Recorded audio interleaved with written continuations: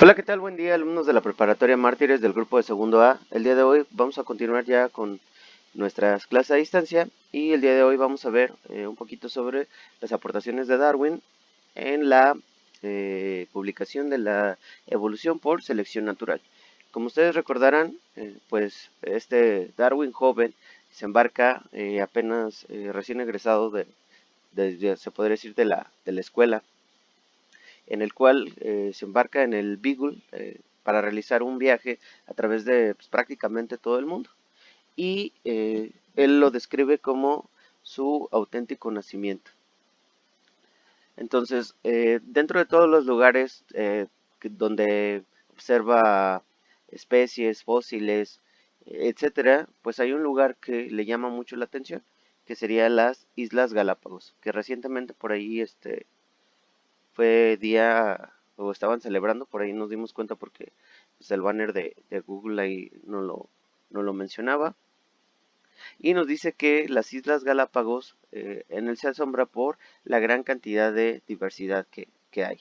Se da cuenta además que estas islas pues están separadas por una barrera geográfica que son pues cuerpos de agua.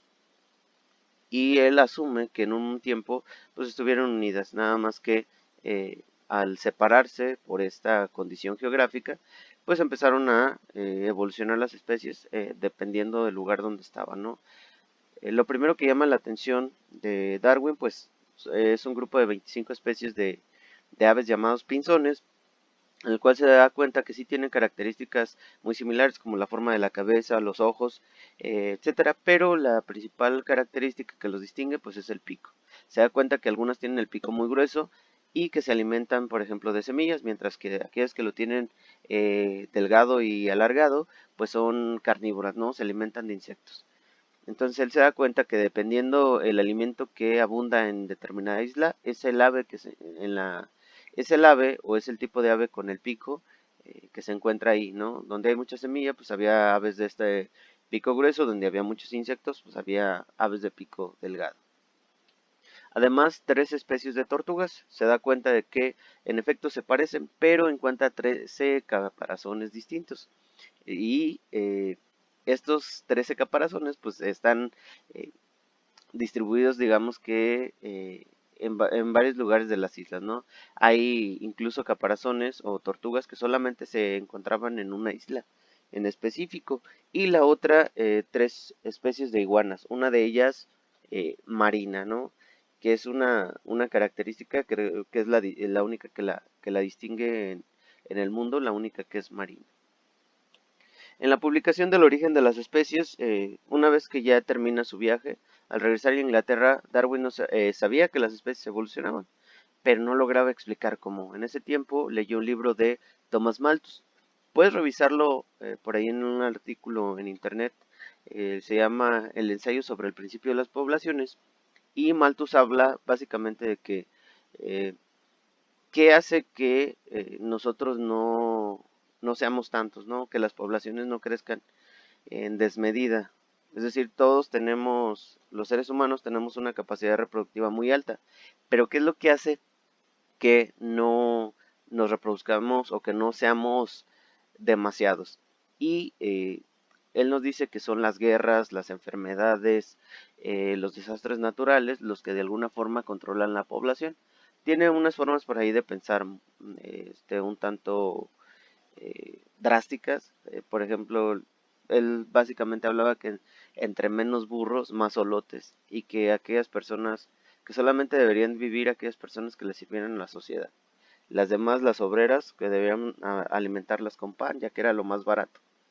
Y ciertas cosas. Entonces puede darle una checada, se llama El principio sobre las poblaciones. En este caso, Wallace, eh, que también había hecho investigaciones sobre el campo, le envía sus observaciones a Darwin. Sorprendentemente, eran las mismas. ¿Sí? Por eso se le conoce como teoría de Darwin-Wallace. Aunque el más popular pues, es Darwin, Wallace, por sus observaciones, sobre todo en Malasia, pues ahí también llegan a las mismas conclusiones, le envía su trabajo a Darwin y años después publica la teoría de evolución por selección natural de Darwin-Wallace. ¿Qué dice la teoría de evolución por selección natural? nos dice que la capacidad de reproducción de los seres vivos es muy alta. Es decir, un ser vivo se puede reproducir de manera innumerable, es decir, la capacidad de reproducción es mucha. Por ejemplo, una persona, un ser humano, en su vida reproductiva, ¿cuántos hijos podría llegar a tener? ¿Sí? Pero, sin embargo, ¿por qué no los tiene? Ahorita vamos a contestar eso. Sin embargo, casi siempre el número de individuos de una población es constante. Por ejemplo, el número de ratones en una zona silvestre depende de la cantidad de alimento disponible y el número de depredadores, gatos, lechuzas, coyotes que existan en el lugar. Por ejemplo, ahorita ya que regresamos a la escuela, esperemos, nos damos cuenta que está lloviendo mucho. En los baldíos o en los terrenos donde está natural aún, nos vamos a dar cuenta que a causa de la lluvia, pues hay mucha hierba verde. Sí, pero al haber mucha hierba verde, pues también abunda lo que es el grillo. Y al haber mucho grillo, abundan lo que son las lagartijas, por consecuencia las serpientes y por consecuencia el número de aves. Espero y en estos días lo puedas notar, puedas observar para que te des cuenta que en efecto entre más alimento haya, pues mayor eh, cantidad de seres vivos pues hay. Pero ¿qué hace que ciertos miembros de una población sobrevivan y otros no?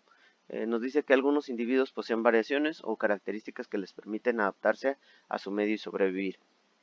En este caso, yo tomé en cuenta lo que son lobos y nos vamos a dar cuenta precisamente que a pesar de que todos son lobos, todos tienen características diferentes, lo que se llama variabilidad genética. Y para esto me basé en un rasgo muy visible que es el color, ¿sí? Entonces tenemos esta camada de lobos de diferentes colores. En un ambiente ártico, ¿qué característica le permitiría sobrevivir? Por ejemplo, en un ambiente ártico el color es lo que le permitiría sobrevivir. ¿Por qué? Porque sería más fácil cazar, ¿no?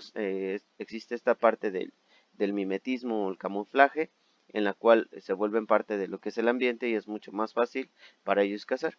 Por consecuencia, solamente aquellos individuos que tengan esta característica exitosa van a poder sobrevivir, llegar adultos, juntarse con otro individuo que tiene esta misma característica exitosa y reproducirse. Y ese es el fenómeno que se le conoce como adaptación. Esta característica que te permitió sobrevivir, llegas adulto y con otro individuo que tiene esa misma característica, pues son las que se van heredando, ¿no? No es como decía Lamarck, por desarrollo, por uso, por desuso, sino que es el mismo ambiente el que selecciona a los individuos más adaptados, les permite llegar adultos y reproducirse. Estas variaciones pueden ser anatómicas, ya sea de forma del cuerpo, pueden ser el tamaño de las patas, puede ser el tamaño de la cabeza, las orejas, puede ser fisiológica, la capacidad auditiva, de respiración, de olfato, etcétera, o puede ser de comportamiento, de ciertos comportamientos que tienen las especies. Por ejemplo, en el caso de las aves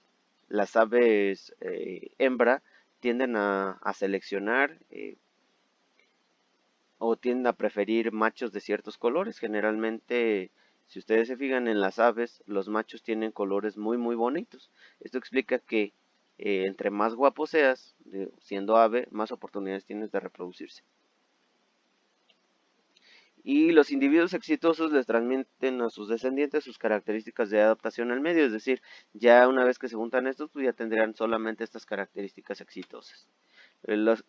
Para muestra un botón, la mayoría de los organismos que habitan en, eh, digamos, en los ambientes árticos, pues tienden a tener el color blanco, ¿sí? Y así se va a dar la adaptación, decir, las especies que teníamos hace 50 años no son las mismas que tenemos ahorita, es decir, hay un constante cambio y una constante lucha. Incluso, por ejemplo, lo puedes ver en los árboles, ¿sí? Que compiten por el sol, es decir, entre más alto seas, pues tienes más oportunidad de captar sol, ¿sí? Y eso también es una característica que se va transmitiendo, ¿no? Y básicamente lo que nos dice la teoría de evolución por selección natural de Darwin Wallace es que es el ambiente el que selecciona a los organismos mejor adaptados, les permite llegar a adultos y reproducirse, transmitiendo estas características exitosas a sus descendientes. ¿Ok? Bueno, pues muchachos, sería todo por el día de hoy. Nos vemos hasta la siguiente clase y adiós.